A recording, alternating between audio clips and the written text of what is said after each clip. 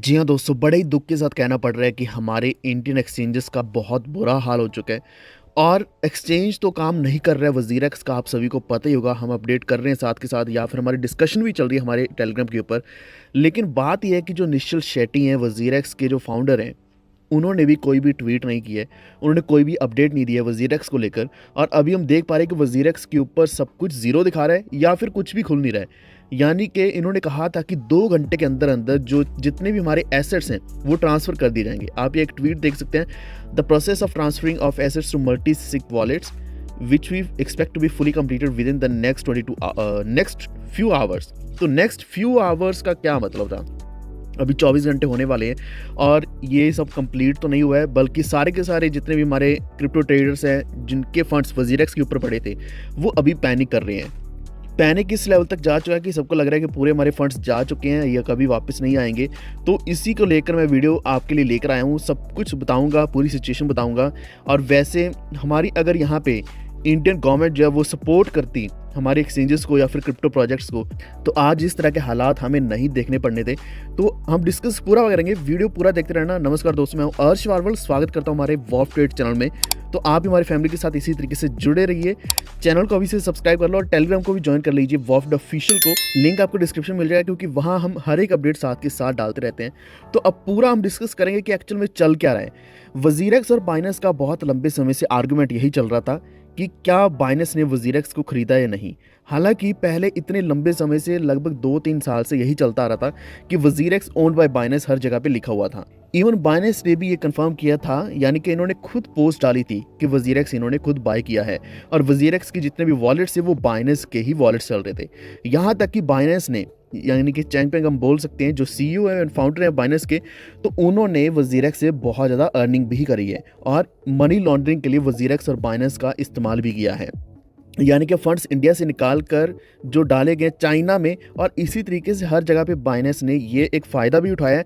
और यहाँ एक फ़ायदा उठाया, ठीक है, मानता हूँ वज़ीरेक्स का, लेकिन जो बाइनेंस कर रहा है ना, वो हर एक एक्सचेंज के साथ ऐसा बुरा ही कर रहा है। यानी कि इससे पहले चलो एफटीएक्स का जो भी था, पीछे जो घपला चल रहा था वो अलग बात है, एफटीएक्स को ख़त्म किया। इसके बाद जो भी बाइनेंस के सामने एक्सचेंज आ रही है या फिर जो एक बड़ा कॉम्पिटिटर बन रही है, तो ये बाइनेंस साथ के साथ उसको ख़त्म करता जा रहा है। अभी अगर हम इंडिया की बात करें तो इंडिया में सबसे बड़ा एक्सचेंज वज़ीरेक्स था और ये आज कहाँ पहुँच चुका है हम सभी जानते हैं। वज़ीरेक्स बिल्कुल ख़त्म जैसा हो चुका है। लेकिन यहाँ पे अगर हमारी सपोर्ट रहेगी तो ये वज़ीरेक्स शायद वापस उठ सकता है। लेकिन एक और बात मैं बोलना चाहूँगा, सिर्फ हमारी सपोर्ट ही काफ़ी नहीं है, इंडियन गवर्नमेंट की सपोर्ट भी चाहिए। लेकिन जो निश्चल शेट्टी हैं, जिनका अपना खुद का एक्सचेंज है, उनको भी थोड़ा सीरियस होना पड़ेगा, क्योंकि वो बहुत लंबे समय से शार्डिव को लेकर पोस्ट डाल रहे हैं, ट्वीट डाल रहे हैं, लेकिन उन्होंने वज़ीरेक्स का बिल्कुल भी कोई नाम पता कुछ नहीं लिया है, ना बताया है। क्योंकि उनको एक्चुअल में पता तो होगा ही कि यहाँ जो वज़ीरेक्स के यूज़र्स हैं वो बहुत ज़्यादा पैनिक हो रहे हैं, तो उनको कुछ ना कुछ अपडेट ज़रूर देनी चाहिए थी। तो एनीवेज वापस टॉपिक पे आते हैं कि हाँ, ये आर्गुमेंट बहुत समय से चल रही थी कि बाइनेंस का वज़ीरेक्स नहीं है। तो बाइनेंस ने खुद कई बार बोला है, यानी कि चैंगपेंग ने बहुत बार ऐसा बोल लिया। इनका जो आर्गुमेंट था वो ट्विटर के ऊपर भी चला था, यानी कि ट्वीट पे ट्वीट लगातार चलते जा रहे थे। तो अभी क्या हुआ है वो हम समझते हैं।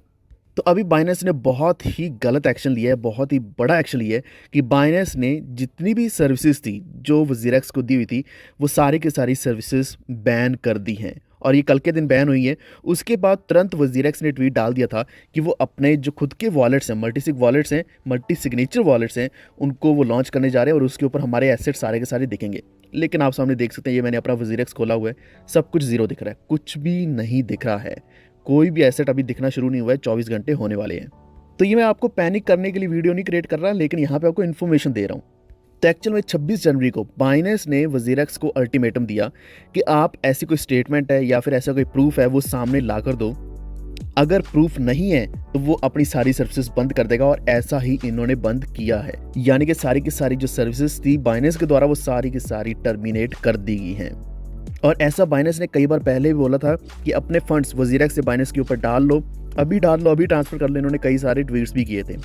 तो एक्चुअल में क्या है कि वज़ीरेक्स के, यानी कि हमारे जितने भी फंड्स हैं, वो सारे के सारे यूजर्स फंड्स बाइनेंस वॉलेट्स के ऊपर पड़े थे, 90% फंड्स। उसमें से 10% जो बाकी के बचे हैं वो कोल्ड स्टोरेज वॉलेट में थे। और ये सब क्लियर वज़ीरेक्स ने तब किया था जब इन्होंने एफटीएक्स स्कैंडल से डरते हुए प्रूफ ऑफ रिजर्व सामने लाना था। हालांकि प्रूफ ऑफ रिजर्व इनका कोई प्रॉपर वे से सामने नहीं आया अभी तक।